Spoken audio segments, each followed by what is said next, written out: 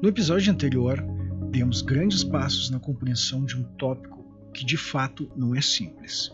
Os processos populacionais possivelmente é um dos temas mais abstratos, conceituais e matemáticos do nosso treinamento. Mas, através desse esforço, vamos internalizar em nosso conhecimento como populações mudam ao longo do tempo. Isso tem impactos drásticos em nossa vida diária, inclusive.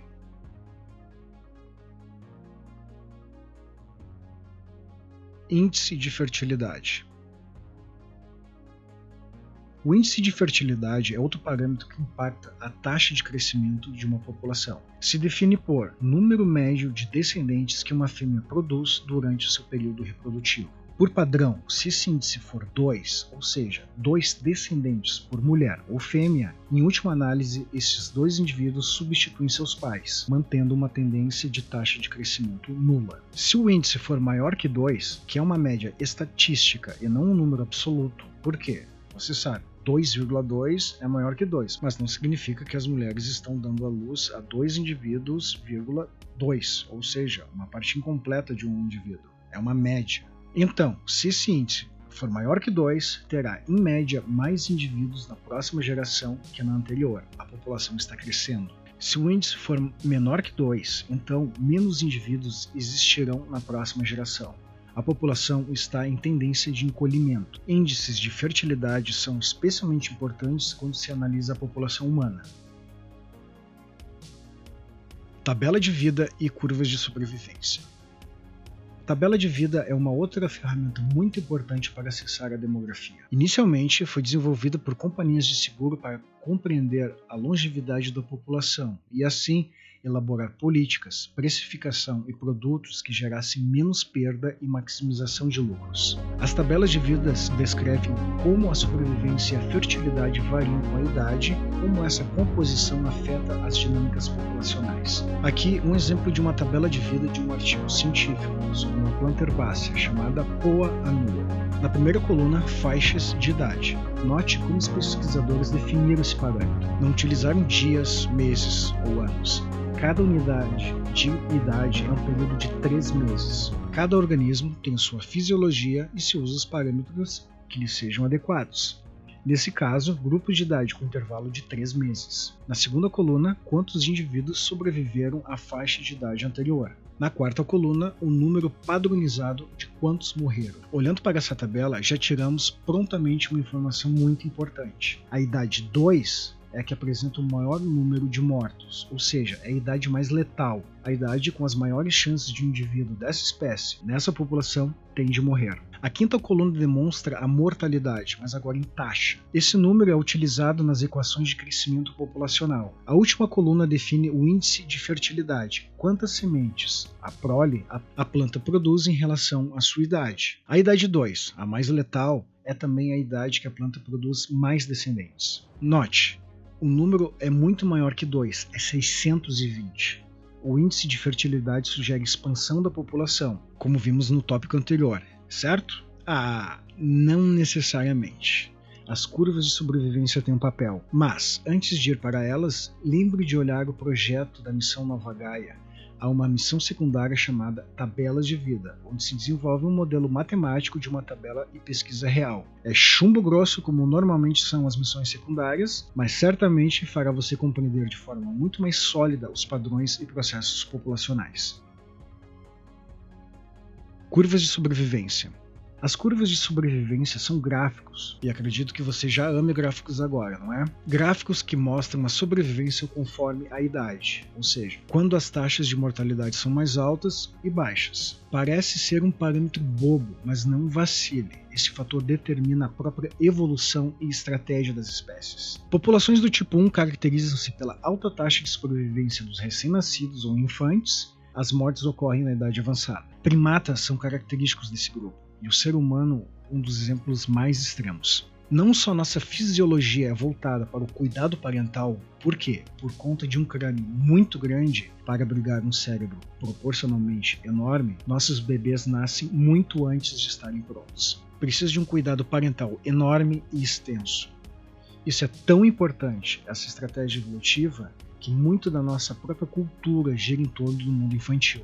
Já populações do tipo 2 apresentam uma linha reta, com iguais proporções de mortes, independente da idade. Pássaros e plantas herbáceas se encaixam nesse grupo, geram uma prole não muito numerosa e despendem algum cuidado parental importante. Populações do tipo 3 são o inverso da do tipo 1. Árvores, invertebrados e peixes apresentam esse modelo. Muitos poucos indivíduos sobrevivem aos seus anos iniciais, e aqueles que sobrevivem tendem a sobreviver por um longo período. A taxa de mortalidade infantil não causa a extinção dessa espécie, porque são geralmente organismos que têm muitos descendentes a cada ciclo reprodutivo. Árvores lançam dezenas, centenas, até milhares de sementes no ciclo reprodutivo. Peixes fecundam óvulos aos milhares a cada ciclo. Estratégias de vida e fecundidade são outros conceitos relacionados à sobrevivência.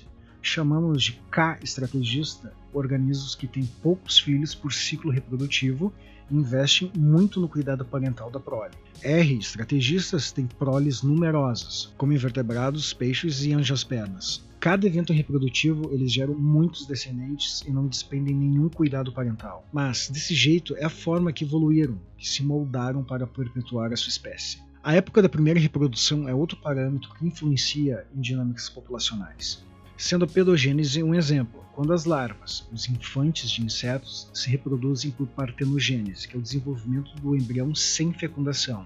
É também uma estratégia evolutiva, ser capaz de se reproduzir antes de atingir a idade adulta, porque muitos não atingirão a idade adulta. Um último conceito é sobre eventos reprodutivos.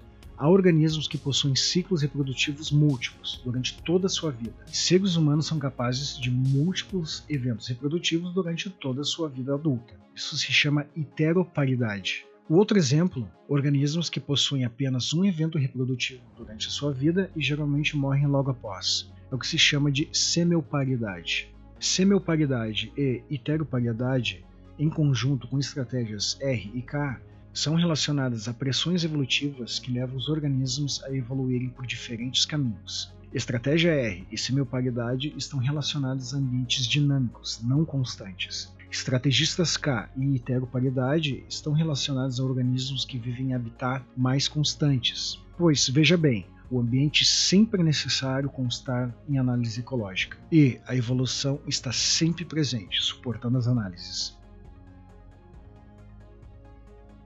Modelo logístico de crescimento populacional. O crescimento populacional exponencial pode ser observado na natureza se os recursos não forem limitados. Podem ocorrer em situação como da colonização de um novo habitat ou quando uma comunidade se recupera de um distúrbio, algum evento que altera de forma impactante um habitat, como incêndios. Mas a regra é que os recursos para sobreviver geralmente são bem limitados, se não muito limitados. Os ecólogos então desenvolveram um modelo que leva em conta a escassez de recursos e competição quando sua disponibilidade é baixa. É o modelo de crescimento logístico. Vamos olhar para os gráficos para compreender esse modelo e conhecer novos conceitos muito importantes que surgem com ele. Primeiro, relembrando o modelo exponencial.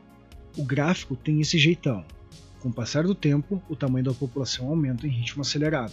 Esse ritmo é ditado por aquele fator que já falei, o potencial biótico. Quanto maior o potencial biótico, a capacidade de se reproduzir, mais rápido é esse crescimento. Mas, por maior que seja o potencial biótico, os recursos não são infinitos. A disponibilidade de nutrientes, de água, de habitat, gera um teto, um limite do tamanho da população quando se esgotam ou não são renováveis o suficiente para manter a determinada população crescendo.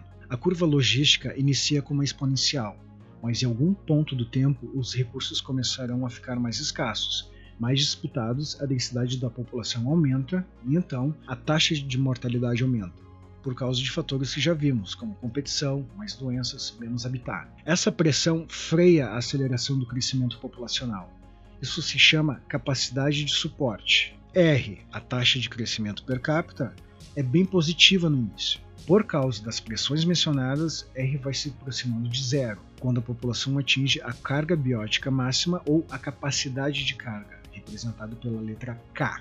O modelo logístico, então, é um incremento na equação de crescimento exponencial. A equação do modelo exponencial é, como vimos no episódio anterior, C A taxa de crescimento igual a R, a taxa de crescimento per capita, multiplicado por N, o número de indivíduos da população. O modelo logístico acrescenta uma porção, que se refere à desaceleração da taxa de crescimento. Quanto maior for a população, o K, a capacidade biótica máxima, menos N dividido por K. K menos N dividido por K é a representação matemática da fração da capacidade de carga disponível para mais crescimento. Ou seja, o crescimento exponencial é limitado, desacelerado por este fator. Olhando para essa parte da equação, podemos inferir algumas coisas matematicamente. Quanto menor for o tamanho da população, N, o K menos N dividido por K se aproxima de K dividido por K, ou 1. Por quê? K menos 0. Para uma população nula, matematicamente, é igual a K. Resta o K dividido por K na equação. Ou seja, o crescimento é exponencial, C igual a R vezes N vezes 1, R vezes N, o modelo exponencial. A capacidade de carga não faz efeito. A matemática nos informa que um crescimento exponencial perfeito só é atingido em uma população idealmente próxima de zero. Por isso, inferimos: quanto menor a população, maior a taxa de crescimento. Por isso, o início da curva logística é semelhante à exponencial. Agora, a situação no outro extremo. Quanto maior for a população, N, essa relação K menos N dividido por K vai se aproximando de zero. Por quê? Digamos que para uma população e espécie K seja 100 e a população N igual a 100, K menos N é igual a zero, e 0 dividido por 100 é zero. O modelo fica assim: C é igual a R vezes N vezes zero. Ou seja, a taxa de crescimento é cada vez menor, podendo chegar a zero. É aqui que a capacidade de carga limita completamente o crescimento populacional. A população atinge a capacidade de suporte e não pode mais crescer. A análise dessa equação, o gráfico dela que torna tudo mais fácil, mostra que o crescimento da população é fortemente desacelerado quando o tamanho da população se aproxima da capacidade de carga. Esse modelo também suporta a redução da população, ou crescimento negativo, se N for maior que a capacidade de carga da espécie. A álgebra pode não ser muito atraente a muitos, por isso que é muito importante desenvolver a capacidade de leitura de gráficos. Após ralar na álgebra para compreender a lógica, a simples visualização de gráficos permite uma interpretação fácil e instantânea, sem decorebas. Visite a missão secundária Exemplos de Crescimento Logístico e Exponencial para ver uma análise de 2 casos reais, de ambos os modelos. Regulação populacional. A curva logística é um modelo importante, mas como todo modelo, é uma simplificação do mundo real. Ela assume que a carga biótica máxima não muda, mas, na realidade da natureza, a sazonalidade de eventos altera esse parâmetro. Agora que sabemos os fatores que influenciam o crescimento populacional e as taxas de crescimento, os modelos de crescimento exponencial e logístico, podemos analisar os fatores que regulam o tamanho das populações. São divididos em 2 categorias: fatores reguladores que dependem da densidade e fatores independentes da densidade. Esses conceitos são úteis, se não fundamentais, para esforços de conservação. Compreender os fatores que regulam o tamanho das populações auxilia pesquisadores a tomarem decisões para manejar populações que estão se extinguindo ou controlar superpopulações, como de pragas. Regulação dependente de densidade. A densidade populacional é regulada por fatores bióticos, como predação, competição intra- e interespecífica. Populações muito densas estão mais vulneráveis às excretas, urinas e fezes que se relacionam com doenças. Por isso, quanto maior a densidade populacional, maior a taxa de mortalidade, que desacelera o crescimento ou até mesmo diminui o tamanho da população. Durante a competição intra- e interespecíficas, as taxas de nascimento são mais baixas e a mortalidade mais alta. Um pouco de gráficos para você se acostumar com eles e compreender melhor os fenômenos. A densidade da população regula o tamanho populacional N, agindo sobre o número de nascimentos e mortes.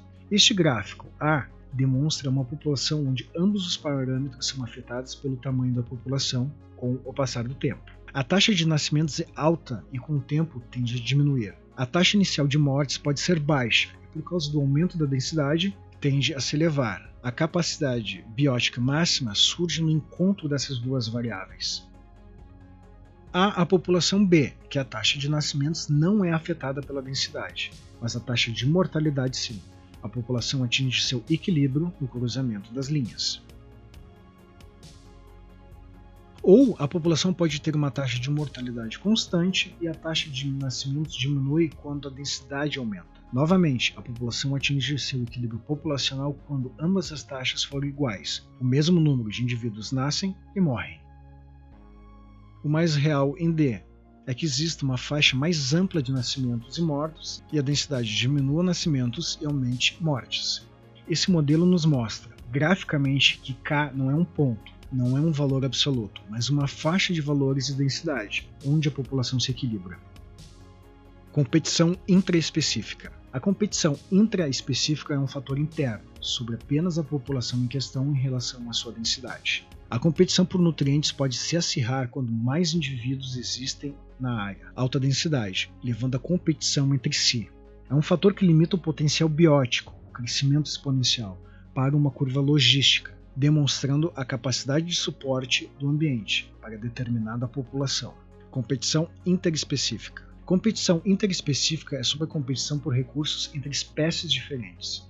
Isso pode ser muito comum entre espécies com nicho ecológico semelhante ou que se sobrepõem, como mesma dieta ou mesmo habitat.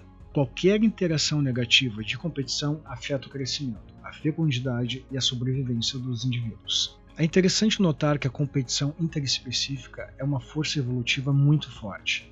Ela pode ajudar a determinar a distribuição de uma espécie, onde ela se encontra. Um indício dessa força é quando se analisa, por exemplo, duas espécies e suas distribuições não se sobrepõem. É um indício que elas podem ser competidoras. Outro indício de competição nesse nível é quando analisamos uma espécie A e ela sempre está ausente em vários habitats de uma espécie B. Ou seja, espécies A e B competem e A não consegue se desenvolver, competir com B, então é ausente. Isso aconteceu com espécies quando se introduziu coelhos na Austrália. Predação. A predação é um tópico mais intenso e veremos com mais detalhes em ecologia de comunidades, interações ecológicas. Predadores são organismos que obtêm recursos a partir do consumo de outros organismos. Eles reduzem o crescimento da população, fertilidade e sobrevivência da sua presa, regulando o tamanho populacional. Regulação independente de densidade. Fatores que regulam o tamanho e crescimento populacional que independem da densidade populacional são fatores abióticos, fatores químicos, físicos, o clima, desastres naturais, poluição, incêndio. Todos esses fatores podem matar indivíduos ou diminuir a fecundidade e influenciam a população no geral, sejam elas densas ou não, sejam agrupadas ou espalhadas. E talvez, como você já espera, as coisas não são tão simples na natureza. Fatores dependentes e independentes da densidade interagem entre si, influenciando das mais diversas formas taxas de crescimento populacional e sobrevivência de indivíduos. É por isso que, mais uma vez, a teoria evolutiva vem ajudar a dar sentido nesse completo caos que parece ser as interações ecológicas. Como as dinâmicas populacionais são extremamente complexas, como podemos perceber, um fator que pode influenciar o outro e mudar os parâmetros das coisas. Por isso que a variabilidade genética ou diversidade genética é um bem, digamos assim, essencial às populações. A existência de diferentes alelos, genes e genomas que permite respostas a todas essas pressões naturais. Terminamos aqui mais um extenso e complicado tema. Sinta-se orgulhoso pela paciência e determinação de ter chegado até aqui. Eu estou.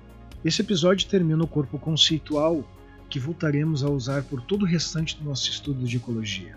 No próximo episódio, vamos nichar nosso estudo na população humana. Há muitos desafios extremamente complicados para lidarmos no próximo século e não temos muito tempo sobrando. Precisamos compreender e tomar ação. Fim da transmissão.